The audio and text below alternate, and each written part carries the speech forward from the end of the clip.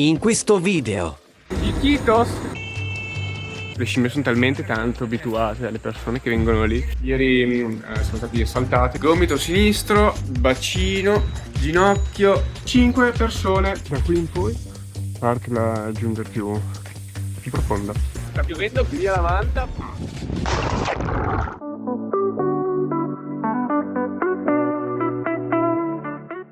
Circa 3 ore abbiamo il volo. Adesso vedo di non farmi ammazzare. Abbiamo scambiato i soldi. Siamo andati a comprare un deodorante perché facciamo schifo. Adesso torniamo in albergo, prendiamo le valigie, prenotiamo l'Uber, poi scappiamo in aeroporto. Arrivato 12:20 e adesso sono neanche le 12:40, ho già finito tutti i vari controlli. Bene, adesso vediamoci questa ora e mezza di volo in super classe di lusso. Vediamo di arrivare. Please return to your seat and place it in the upright position. Atterrati, che cavolo di clima. Vabbè, cioè, piacevole dopo 10 giorni di freddo e tutto. C'è il sole che ti penetra nelle ossa. Solamente fiume verde, alberi e delle casette tenute su con non so cosa. 5 giorni in mezzo al nulla. Oggi siamo qua in città. Da domani andiamo in un lodge disperso a un paio di ore da qua, direttamente sul Rio delle Amazzoni. Tuk tuk, 15 soles. E adesso andiamo all'ostello per stasera. Siamo qua con Christian, il nostro driver.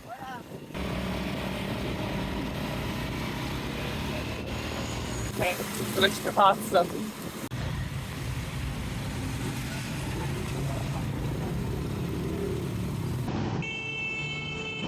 El hotel más caro de Iquitos, Ah, el Torre Twin, la casa de fierro creado por el francés que hizo la Torre Eiffel.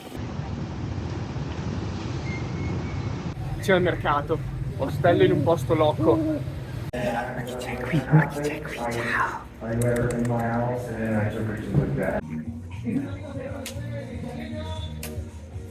This is off-serve ice cream right here. Ok. This is kind of like a diner. They got cheap food, reasonably priced food, but it's cheap food. It's Yeah. fast food. Maybe later. It's a bit hot. Chic, il proprietario dell'ostello, è in pazzo, ma mi ha detto un sacco di cose interessanti. Strana sta città. Adesso sta cominciando a piovere fortissimo e quindi sono spacciato. Volevo mangiare in un posto un pochino più carino, ma è venuto un diluvio, quindi andremo stasera. Adesso mangiamo un hamburger qua al volo e aspettiamo che passi.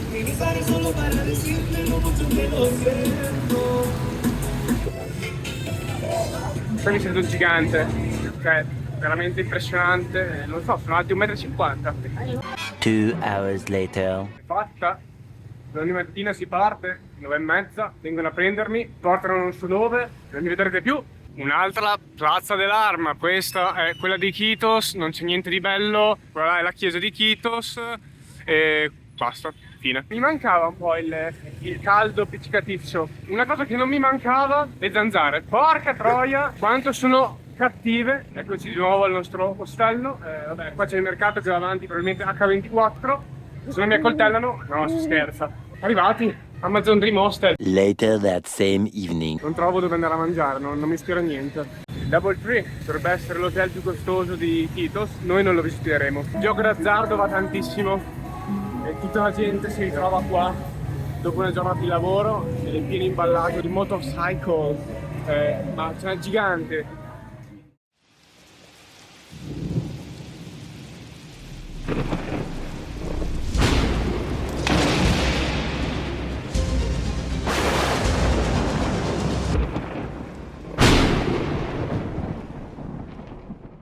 Ieri siamo stati assaltati, diciamo, hanno cercato un tentativo di derubarmi, però questa è un'altra storia. Per ora adesso siamo qua, sono circa le 9:30, giorno non so quanto. Adesso siamo qui dopo ieri a aspettare la barchetta o barcone o battello, battellino, non lo so, che ci porti al lodge. Questo dovrebbe essere tipo l'aeroporto delle barche. Senti come spinge l'umidità già a quest'ora. Cazzo, sembra di essere in riva al Po. Cioè il colore è quello, il fucking Rio delle Amazzoni. Adesso è stagione secca, quindi è un po' bassino, però in teoria qua quando viene su duro e forte. Finirò in un lodge per famiglie e coppie, ma non me ne frega un cazzo. Tanto riposarmi questi 3 giorni.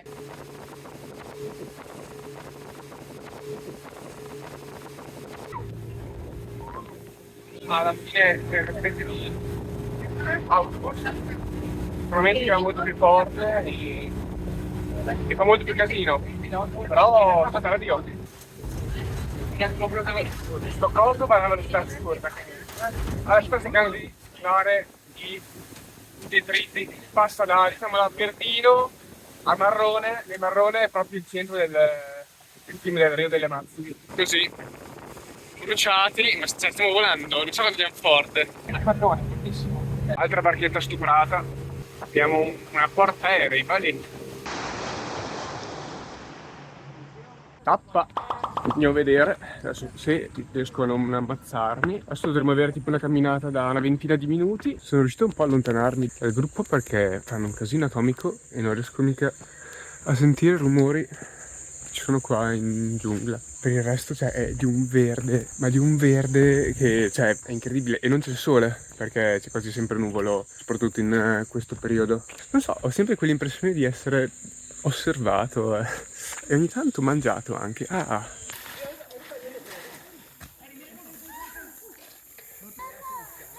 Dovremo raggiungere il punto dove c'è questa riserva che prende le scimmie, le guarisce, ne hanno rilasciate più di 200.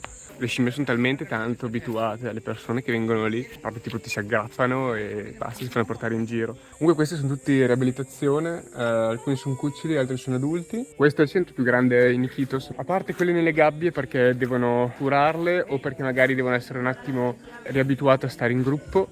Per il resto tutte le altre scimmie sono libere di andare dove vogliono. È che gli piace talmente tanto qua che quindi rimangono sempre nei paraggi e intorno alla struttura.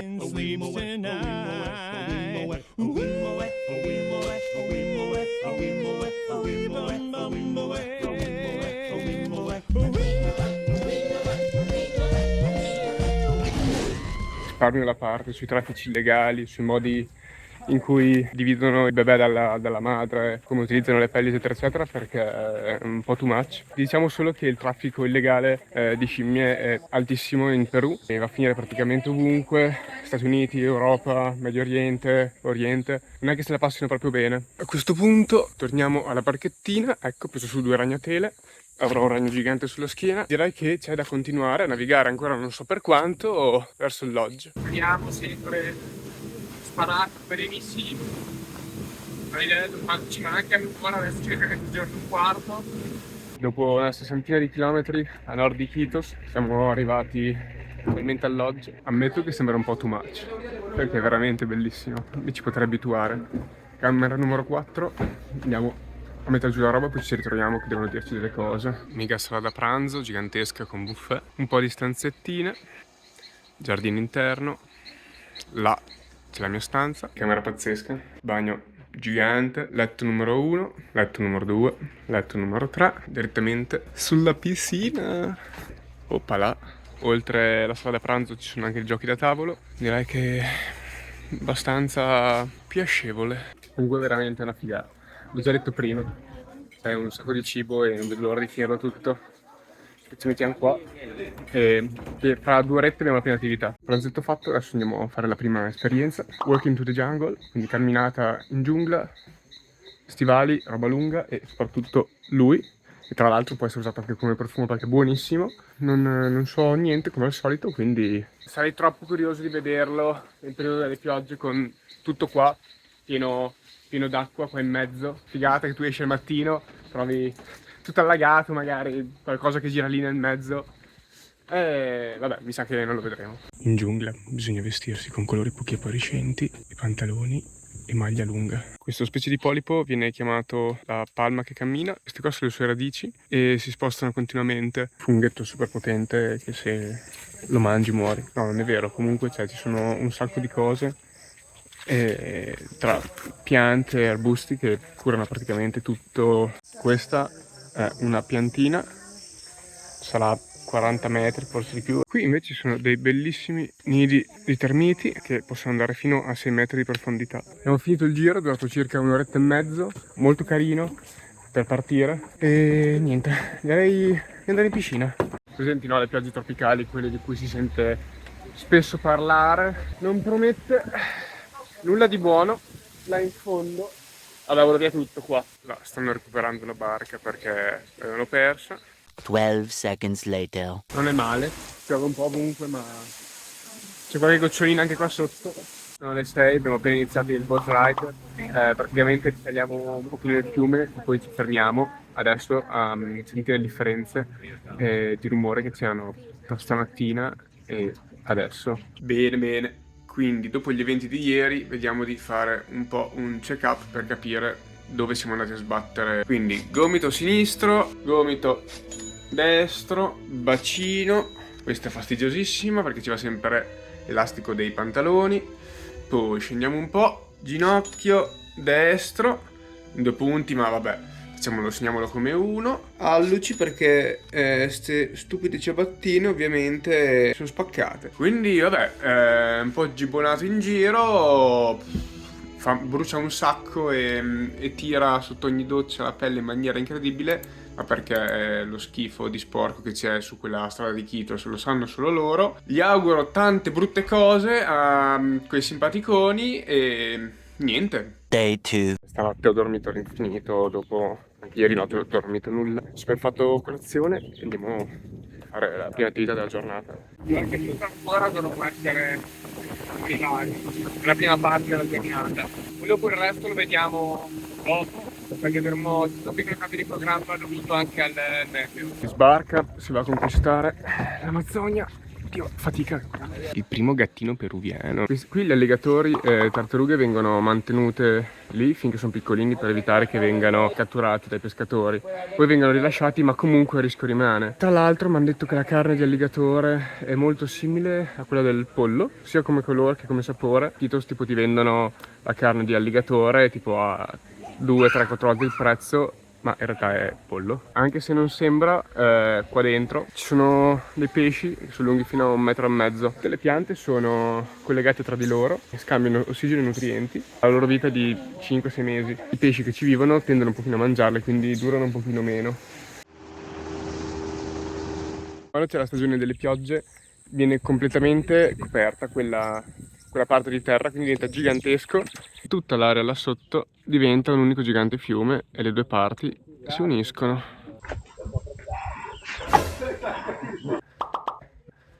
Dalla canne le si schiacciano con il macchinario, tiene il succo, esce da qua il juice. Viene poi bollito a seconda di cosa si vuole ottenere. Se si vuole ottenere il liquore, viene bollito per alcune ore. Se si vuole ottenere la melassa, che mi hanno detto che è una specie di miele, viene direttamente messo in un altro contenitore e bollito per alcuni giorni. Quello che rimarrà potrà essere utilizzato come, secondo me, marmellata a questo punto. Cavallino piace la canna da zucchero, Perrito piace la canna da zucchero. Tu provi a mordermi. Il liquore della canna da zucchero, 40 gradi circa, e il profumo è dolcissimo, secondo. Questo qua è tenuto direttamente dalla melassa, 20 gradi circa, sono sempre le 10:30 del mattino, quindi terzo giro. Salute! Questo ha 1000 nomi, però il più bello è rompigambe. Cocone con sale, non so come si traduca in italiano. Si sente molto il sale. Perché ha messo il sale? Cracker con la melassa, mix di dolce e salato. Decisamente buono. Siamo tornati in barca, non so più diretti dove. Continuiamo. Un po' più felici di prima. C'è un'iguana. Vabbè, cazzo, ma è gigante. Hace tiempo dejé tus lares entristecidos, la lluvia de luceros en mis ojos contemplando tu soledad. 2 hours later. Primo pomeriggio siamo andati a fare un girettino in un tributario del Rio delle Amazzoni. Adesso siamo arrivati al posto. Devo dire che le attività di stamattina sono state veramente interessanti e fatte molto bene. Non so come sia finito così. Gino l'uccellino ha deciso di rimanere qui con me. Mi terrà lontano le zanzare, spero tutti gli insetti e mi protegga. Proprio bellino, però.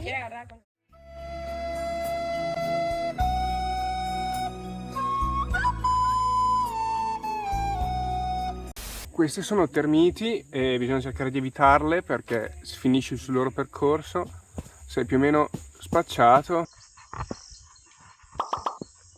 Hola, buenas. Tutti con i ventagli e io qui bello rilassato. Grazie per la padana. Carina la parte in cui spiegano perché sono venuti qua, i vari usi, costumi, tradizioni, come fanno le cose, come le elaborano. Un po' molto turistica, anche il balletto tradizionale, però insomma quella ceribottana gigante che utilizzano per sparare i dardi. Non ho ben capito come fanno a crearla, perché c'è questo gigantesco tronco con un mini foro dove appunto ci infilano il dardo e lo sparano a velocità assurde, lontanissimo e super precisi. Bravi, bello. 4:50, quindi adesso torniamo al lodge. Alle 6 abbiamo l'ultima attività di oggi. Prevederà una torcia e una camminata. Vediamo se troveremo qualcosa, se qualcosa troverà noi o se semplicemente sarà una bella passeggiatina defaticante prima di cena. Pensavo fossimo nella stagione più bassa del fiume, in realtà dovrebbe essere sì più alto di vari metri, ma anche più basso. E se fosse stato più basso saremmo dovuti fermare molto prima e camminare fino alla zona, diciamo, di dove siamo andati. Rimaniamo come luglio approvato, dentro per il cappello.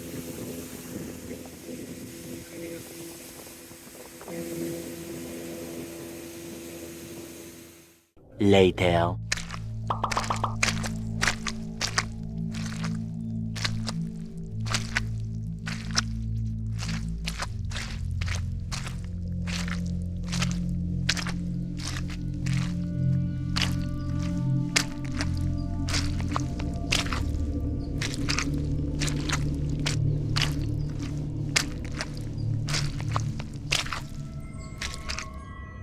Day 3. Oggi siamo un po' sfortunati con il tempo, dovremmo andare a vedere se riusciamo a beccare i delfini rosa e anche andare a provare a pescare i piranha. Abbiamo appena fatto colazione, vediamo se saremo un po' fortunati. Siamo sul Rio delle Amazzoni, ci siamo fermati per provare a vedere i delfini rosa. Siamo riusciti a vederli un po' lontano perché rispetto a quelli grigi non saltano. Perché i delfini rosa sono rosa? Sono due idee. Una mutazione genetica e l'altra è quella della mancanza di melatonina. Probabilmente la verità sta nel mezzo e anche l'alimentazione che è differente da quelli grigi. Sono uno dei principali modi per tenere sotto controllo piranha, perché li utilizziamo. Stiamo andando a vedere se si riesce a prendere qualche pesciolino di quelli cattivi. Questa qua sarà l'esca per provare a tirare su qualche piranha. Quindi carne fresca. Poi la attaccheremo all'amo e proveremo a vedere se qualcosa pescherà. Sta piovendo che via la manta, però è tiepidina.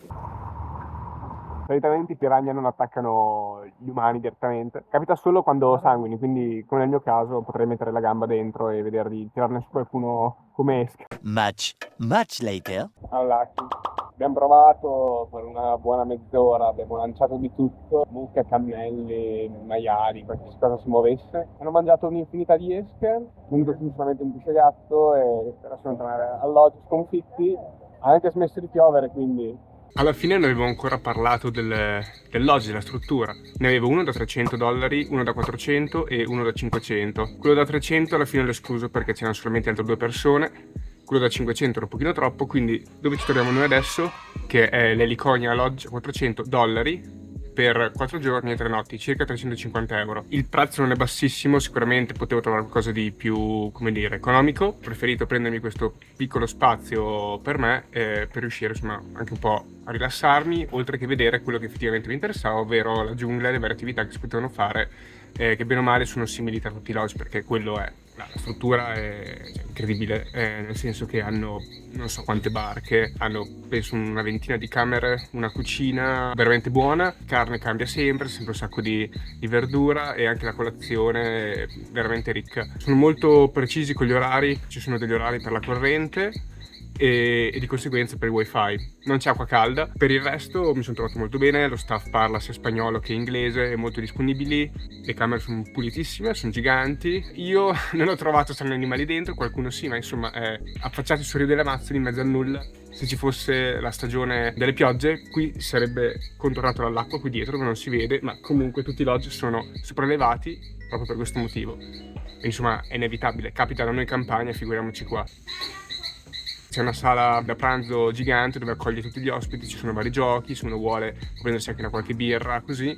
E per il resto, nel prezzo che vi ho detto, abbiamo tutto, nel senso transport da e per i Iquitos, 3 pasti al giorno, tutte le attività che andiamo a fare, la stanza, gli stivali per quando vai a fare la camminata in giungla, l'eventuale poncio se uno non ce l'ha. Tra l'altro, tra i 3 cui ero indeciso, questo è l'unico che ha la piscina. L'ho già usata un paio di volte, è veramente piacevole al rientro dall'attività, anche perché sono schedulate in maniera molto precisa, sono giornate tranquille ma che in realtà passano veramente veloci perché non te ne accorgi, cioè hai varie attività con un po' di spazio per te in mezzo, bravi perché è stato organizzato veramente bene, mi sento di dire almeno un 8,5 su 10. Finalmente abbiamo abbandonato un po' di persone, inizia quindi oggi il primo tour privato, diciamo, siamo io, un adesso spagnolo e poi per guida. Vabbè, attività in canoa credo che fosse un po' così, in realtà è stata piacevole. Quindi ci hanno portato un pochino su con la barca motore,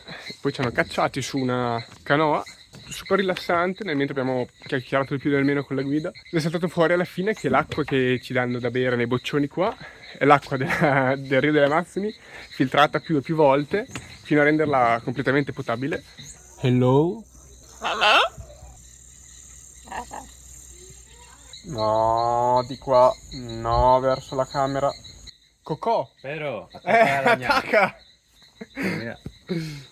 Day 4. Buondì, ultimo giorno all'Eliconia, stiamo andando a fare l'ultima attività di questa mattina, perché poi dopo oggi pomeriggio verremo portati indietro di Iquitos. Andremo a fare un trekking abbastanza impegnativo di 2 o 3 ore dentro la giungla, quindi andremo molto deep. Fortunatamente un'altra famiglia che doveva aggiungersi all'ultimo è riuscita a convincerla a fare qualcos'altro. Sono molto fiducioso.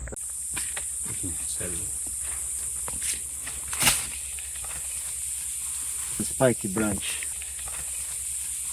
Abbiamo chiesto alla guida come fa a non perdersi qua in mezzo, a parte averci detto che praticamente ha girato tutta la zona, utilizza le radici degli alberi. Quando trova un albero gigante, le radici più lunghe dell'albero vanno verso il fiume. Una volta arrivato al fiume si tratta solo di capire in che direzione tu vuoi andare.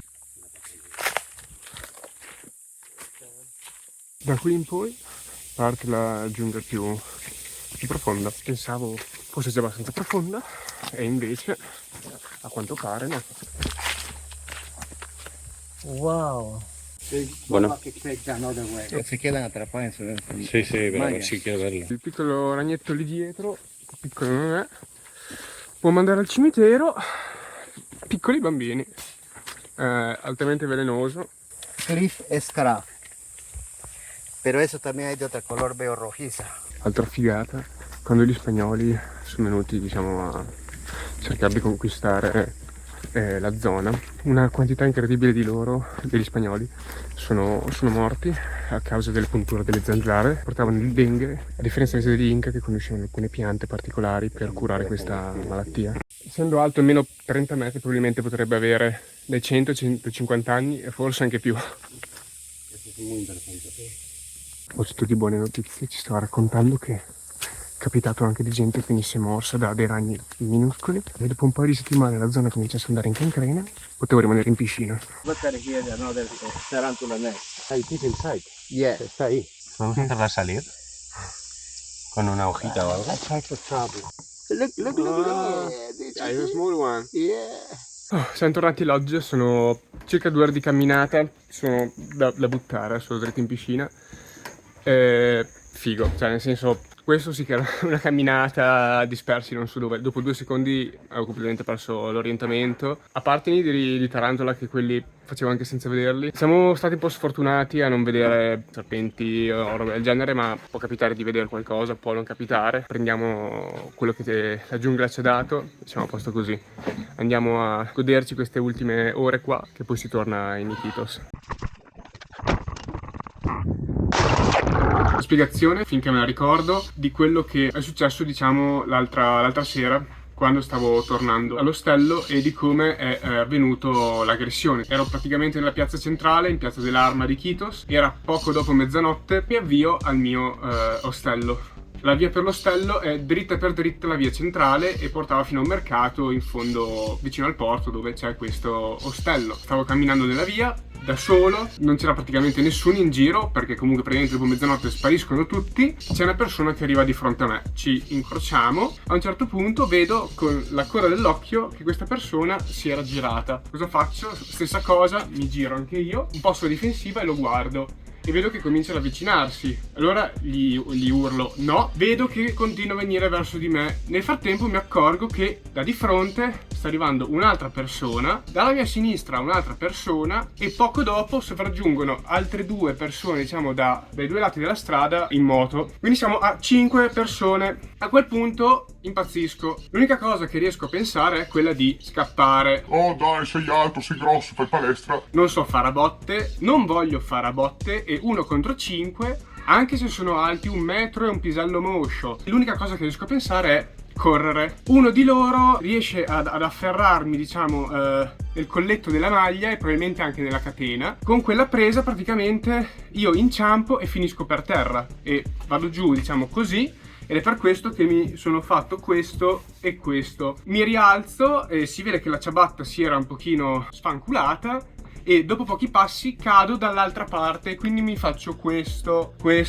Io non sto capendo più niente, non so loro cosa stiano facendo, non so se stiano cercando di corrermi dietro, e sto solo pensando a scappare il più forte possibile. Sono andato in completo blocco, adrenalina a 1000, non sentivo niente, l'unica cosa che potevo fare era correre più forte che potessi. 2 signore, che probabilmente sentendo le mie richieste di aiuto, le mie urla, le mie imprecazioni, escono da questo cancello che si apre. Io mi fiondo dentro like a catapulta. In realtà dietro di me a questo punto non c'era più nessuno, fortunatamente. Mi siedo un attimo, loro mi chiedono se è tutto ok, cosa che ovviamente non era tutto ok. Se ho bisogno di aiuto per le ferite, quella lucina lì a 100 metri era il mio fottuto ostello. Lì Chip mi dà una mano, che è il proprietario dell'ostello, per, diciamo, sistemarmi un pochino. A un certo punto mi sono accorto che ero lì in camera con le mani che facevano così, perché comunque sai, una volta che scende ti sale la botta e va bene. Il giorno dopo comunque sono arrivato qua e mi hanno dato il fantastico Dragon Blood, pozione magica ricavata dalla radice che fanno qui e non lo so. Funziona bene perché mi sto da Dio. E cosa da dire da questa esperienza? Poteva capitare ovunque? Sì. Poteva capitare a chiunque? Sì. Stavolta è capitato a me. Devo dire che sono stato anche fortunato. Grazie a non so quale Dio, uno dei tanti, avevo i pantaloni con la zip, quindi né il telefono né il portafoglio sono usciti. Ho perso la collana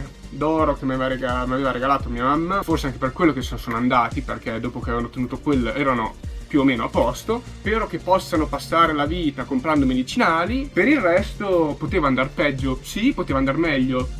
Sì, Chip sempre mi aveva detto dopo mezzanotte prendi il mototaxi per tornare qua. Me ne sono dimenticato. Questa è la storia, prendiamola come una lezione di vita, anche perché poteva capitare a Reggiolo, come poteva capitare a Milano, Bologna, Napoli, Spagna, ovunque. È capitato qui, è capitato a me, stavolta è andata così. Ce la caviamo con poco, con una collana in meno e qualche graffio. Il Perù è un posto fantastico, andateci perché è incredibile, girato in gruppo, anche a Lima perché è uguale, ci hanno detto le stesse cose. Se siete dei solo traveler oppure siete una coppia, non girate troppo tardi, oppure se dovete muovermi usate i mezzi. E così, sotto questa pioggia, il cielo triste perché se ne andiamo da qua, ci aspetta circa un'oretta di attraversata per poi tornare di Iquitos. Oggi pomeriggio gireremo più o meno lì, vorrò girare poco anche perché per me possono prendere fuoco tutti. Stasera ostello in centro, domani mattina relax e a mezzogiorno prendere il primo aereo per arrivare a Lima e poi torneremo a casa. Arrivati sulla terraferma, cominciamo ad abituarmi a stare in mezzo alle tarantole, agli insetti, all'acqua marrone. Ostello Flying Dog di Iquitos, purtroppo ultimo room tour per questa bellissima vacanza che purtroppo sta giungendo al termine. Ci siamo trattati bene anche oggi perché non ne avevo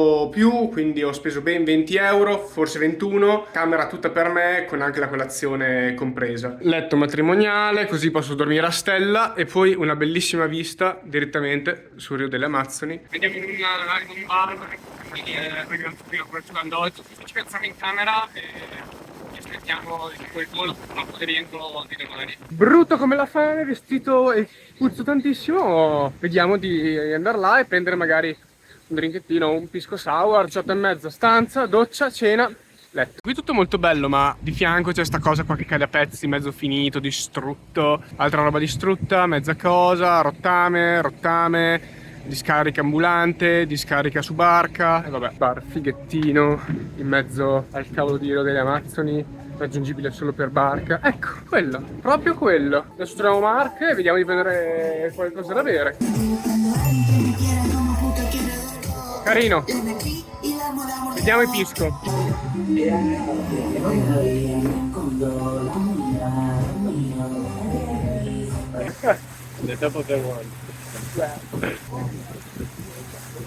Sto provando a fare una inutilissima denuncia per l'aggressione. Sto aspettando da circa mezz'ora qualcuno che capisca inglese, perché su 20 persone parlano solo spagnolo, quindi dovrebbe arrivare qualcuno in teoria. Mi sto un po' rompendo le palle. Ho fatto 1000 giri, cioè sapevo fosse questa agonia avrei evitato. Comunque ormai adesso abbiamo finito, devono fare le ultime domande per il report e poi voglio andare soltanto in albergo perché non ne posso più. È la peggiore scelta della mia vita quella di fare il report. Tomorrow for sure. E buon dì! Nottata un po' faticosa perché c'era un casino su questa strada, sempre comunque, così si guarda la notte, diluvia. Andiamo a fare colazione. Frittatina veramente buona, c'è il succo, ok? La marmellata sono sempre squisite qua. E poi la location a me piace sinceramente proprio tanto. Siamo agli sgoccioli, è finita, si torna a casa. Sono tristissimo, dovrei trovare qualcosa per pranzare. Tra poco devo scappare diretto all'aeroporto qua a Iquitos. L'aeroporto a Lima si spende un infinito. Mi sto correndo a un grocery e devo ritrovare qualcosa. 12 seconds later. Presente quando uno non capisce niente, che se ne sta un'ora seduto a non fare nulla, poi gli viene in mente questa cosa e adesso sono in ritardo. Ho speso 5 euro, ma è una roba orribile. C'è il controllo di sicurezza tutto più veloce della storia. Pronti in attesa del gate, c'è la gente in fila per 40 minuti, ma giusto così. Quindi, durante le prossime 24 ore, cosa siamo riusciti a prenderci con 4,5 euro? Pane super chimico, ottimo, mi ispira. Caralli peruviani, formaggino, prosciuttino, questa è la parte importante. Last call! Arrivo Lima. Iquitos, non so se ci rivedremo, ma se capiterà la prossima volta vi spacco tutti. E comunque, anche in Perù sanno fare le code. Noi italiani continuiamo a essere gli unici a non saperle fare. Impareremo. No. Pranzo gourmet. Come fai a permettere tutti quei viaggi? We will be landing shortly. Please remain seated. Ogni volta per i fottuti ritardi, rischiare di rimanere a terra. Quarto d'ora, fatto tutto. Controllo bagagli, passaporto. Adesso devo solo raggiungere il gate. Adesso voglio vedere il mio loculo e per le prossime 12 ore voglio già sparare nei maroni. Someone is occupying our parking spot at the moment. I have to wait until that one is finished so we can park in. Ci è voluto mezz'ora per i controlli di sicurezza, mi hanno palpato ovunque.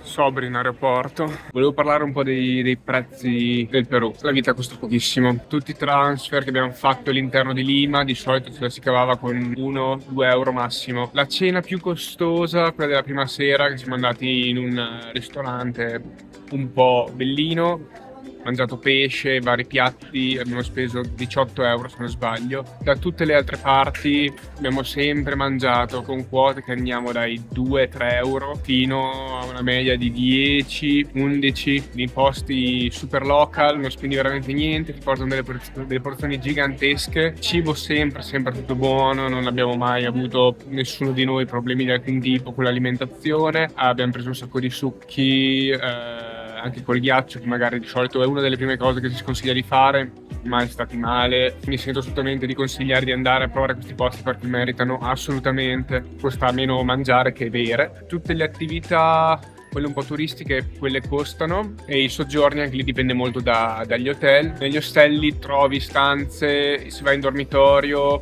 6-7 euro con colazione, altrimenti se vuoi qualcosa di tuo trovi una doppia d'uso singolo sui 20 euro sempre con colazione. Quindi, considerato che adesso ho appena preso un caffè e un banana bread e ho speso 7 euro all'aeroporto di Amsterdam, tanto che cerco l'uscita poi dall'aeroporto di Bologna, un pensiero. Volete fare un viaggio ma non sapete se partire o meno perché magari siete da soli, non trovate nessuno che vuole venire con voi, andateci da soli, provate l'esperienza, poi magari non vi piacerà, almeno l'avrei provato. Va bene, è tutto.